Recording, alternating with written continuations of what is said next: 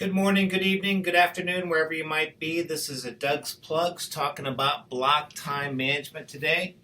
Probably one of the easiest and simplest topics, but that said, it's probably underutilized. And most salespeople are just being reactive instead of being proactive and planning out their day.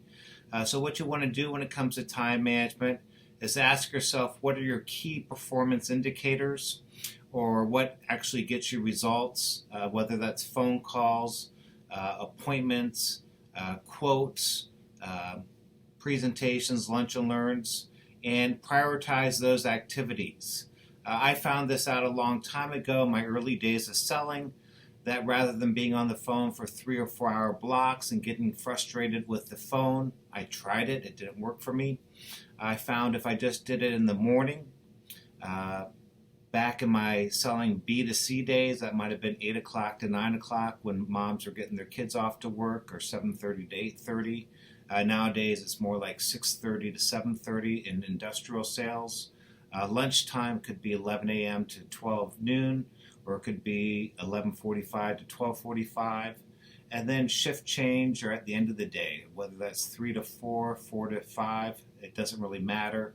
We like to tell people at USI, make 7 calls before 7, 6 at lunch, and 5 after 5. And that way you get a lot of calls in each day.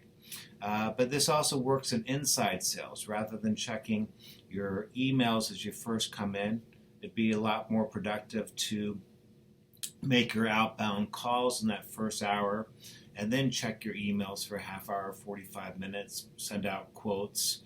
Block time management even works for exercising. I like to break out when I'm going to exercise or when I'm going to read. That way I don't forget to do it.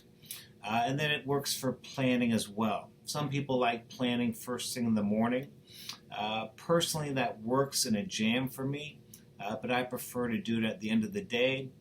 Jot down my 10 or 15 things I want to get done, then cross out some of them or block them into other groups, so I get it down to just 6 activities to focus on, and then I go to bed that night, and often I'll come up with ideas as I'm sleeping and dreaming as to be even more productive. Finally, the last thing I've ever heard about block time management is save problems for after 3. In other words, focus on sales in the morning and solve problems in the afternoon. So here's a possible schedule. I put dots where I might have appointments. I blocked out where I exercise, where I'll make phone calls, other activities. Everybody has their own schedule.